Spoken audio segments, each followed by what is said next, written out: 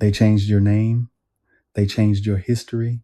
They changed the story you were taught to tell about yourself, but they could not change what God placed in you. They could not rewrite what's encoded beneath the surface. They could not erase your spiritual DNA. And today, we're going to talk about what happens when that DNA starts waking up. If I told you there are 7 spiritual gifts that show up again and again in the Black experience, gifts so powerful that entire systems tried to label them as flaws, dilute them, or bury them, would you believe me? Or would you assume I'm exaggerating? Because this conversation is going to challenge what you thought you knew about your faith, your history, and your place in God's plan. Not with hype, with clarity, with scripture, with memory, with truth that you can feel in your bones. For a long time, many of us were taught a distorted version of our spiritual story. We were told Black people are late to the faith, that Christianity arrived to us through slavery, and that anything spiritual we practiced outside of what we were handed down was superstition or lesser. But that isn't just a misconception. It's a theft of inheritance, a theft of identity, a theft of the understanding that we have always been present in the pages of Scripture and in the unfolding of spiritual history. The Bible is filled with Africa, not as a background detail, not as a footnote. Africa appears as geography, as nations, as people, as power. Ethiopia is named repeatedly. Egypt is central to the story.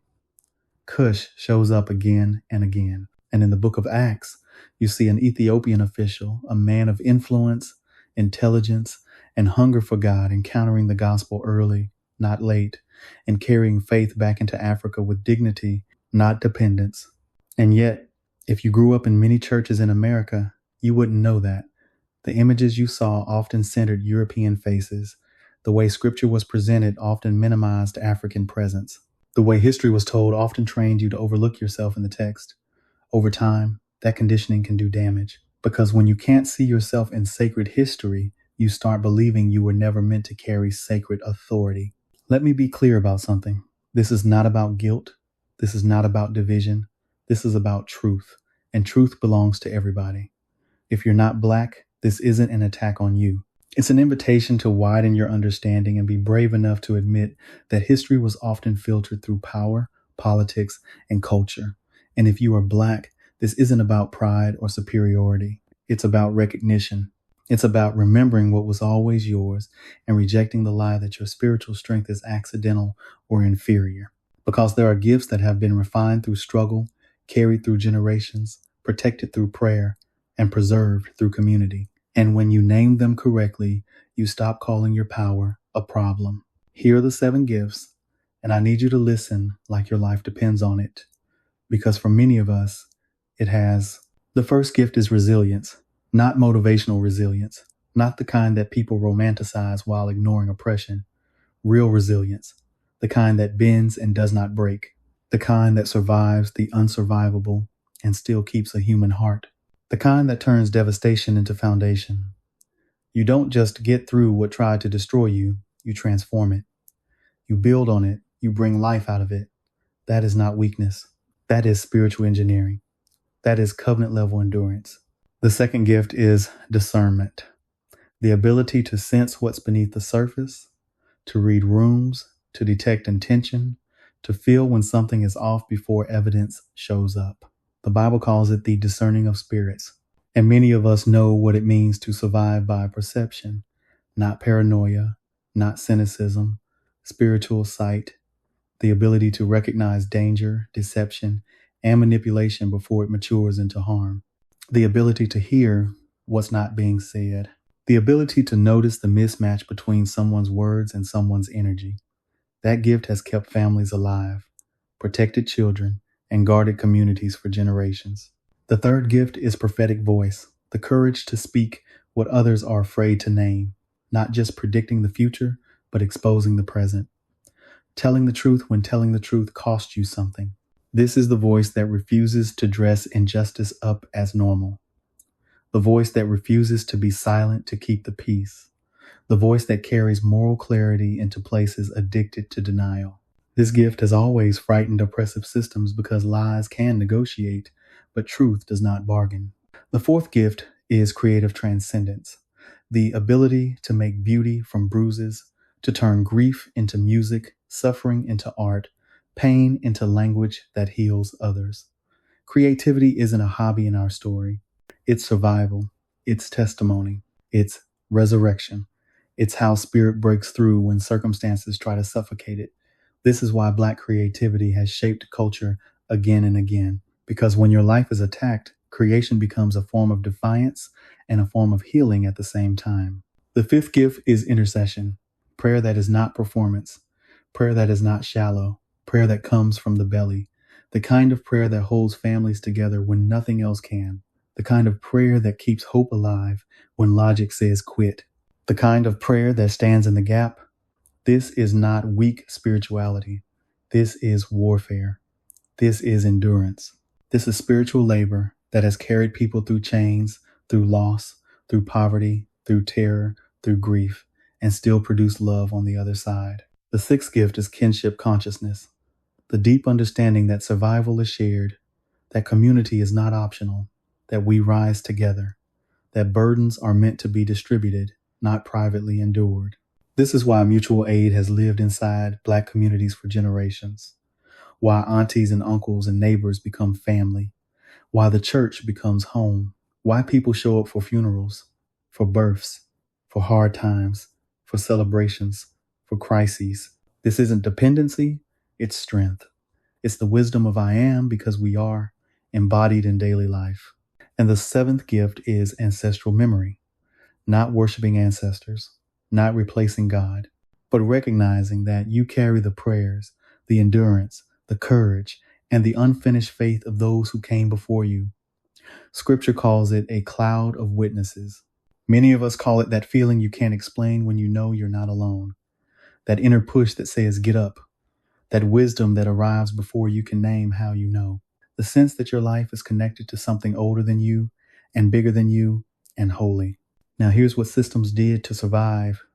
They reframed these gifts as problems. That sentence alone tells you everything you need to know about power, fear, and control. Systems do not only dominate through force, they dominate through definition. Whoever controls the narrative controls the meaning, and whoever controls meaning controls how people see themselves.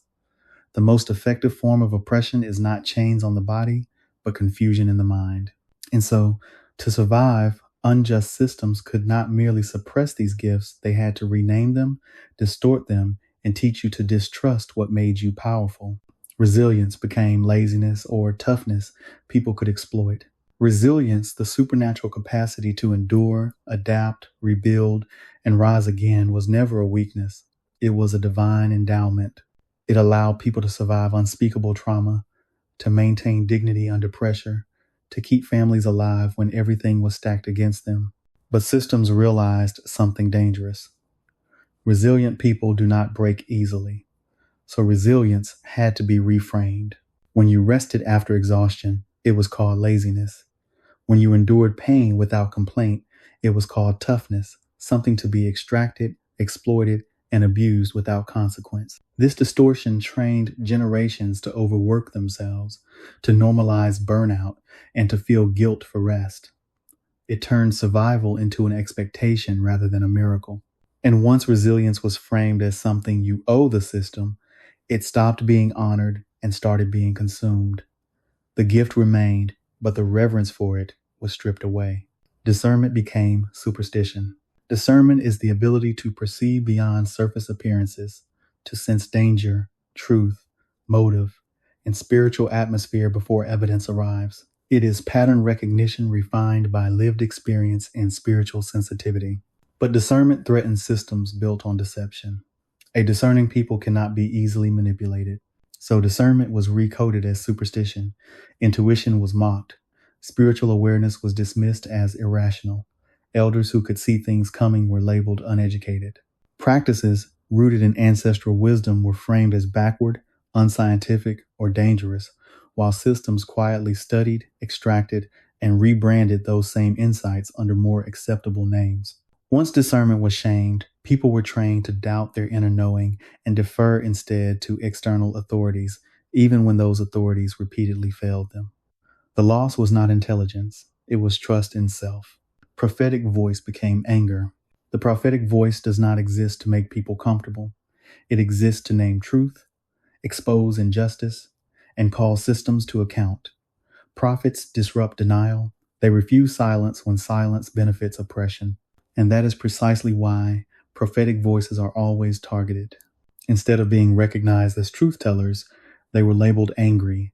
Passion was framed as aggression. Moral clarity was reframed as hostility. Righteous indignation was pathologized. And once the voice was reduced to anger, its message could be dismissed without being addressed. This tactic did two things at once. It discredited the speaker and warned others to stay quiet. Speak up and you'll be called emotional. Speak truth and you'll be labeled dangerous. Over time, this conditioning produced self-censorship, people policing their own voices before the system ever had to. Creativity became primitive talent to be stolen and copied. Creativity is one of the clearest reflections of the divine image. The ability to create, to imagine, innovate, express, and transform raw materials into meaning is sacred. But systems that profit from exploitation cannot allow creators to control their creations. So creativity was reduced to talent, stripped of intellect and strategy. Art became something instinctive rather than intentional. Genius was framed as accidental rather than cultivated. This made it easier to steal, imitate, commercialize, and profit from creative output without honoring its source. Music, language, fashion, rhythm, storytelling, entire cultural expressions were extracted, sanitized, and resold, while the original creators were denied ownership, credit, or compensation. The system called it influence. The truth was appropriation, and the lie that creativity was primitive justified taking it without guilt. Intercession became victim mentality. Intercession, the capacity to carry communal pain, to pray, advocate, stand in the gap, and fight battles unseen, was never weakness. It is spiritual labor. It is emotional intelligence. It is the ability to hold grief without being destroyed by it. But systems that refuse accountability must delegitimize pain. So intercession was reframed as victimhood. Naming harm was labeled complaining. Seeking justice was framed as refusing to move on. Grief was pathologized. Healing was rushed. And people were told that strength meant silence. This distortion severed communities from their right to mourn collectively and heal properly. It taught people to internalize trauma rather than process it, to spiritualize suffering instead of confronting its causes. Intercession didn't disappear, it just went underground, often turning inward as anxiety, depression, or exhaustion. Kinship became dependency. Kinship, the deep commitment to collective survival, mutual care, and shared responsibility, has always been a threat to systems that rely on isolation. When people rely on one another, they are less easily controlled. So kinship was reframed as dependency. Community support was labeled weakness. Collective care was mocked as lacking ambition. Intergenerational households were framed as failure instead of resilience. The message was clear: independence is strength, and needing others is shameful. This reframing fractured communities. It replaced we with me. It turned survival strategies into social stigmas, and it trained people to abandon one another in pursuit of acceptance within systems that were never designed to protect them. Ancestral memory became ignorance because they didn't want you to know who you were. Perhaps the most dangerous gift of all is memory. Ancestral memory carries history, identity, spiritual inheritance, and continuity. It reminds people that they existed before oppression and will exist after it. It anchors identity beyond trauma. So memory had to be erased, or worse, ridiculed. Oral traditions were dismissed as myth. Historical knowledge was rewritten or omitted. Lineage was obscured. Names were changed. Stories were lost. And disconnection was framed as progress. When people don't know who they are easier to define. When they don't know where they come from, they accept whatever future is handed to them. Ignorance was never accidental, it was strategic. And yet, despite all of this, the gifts survived.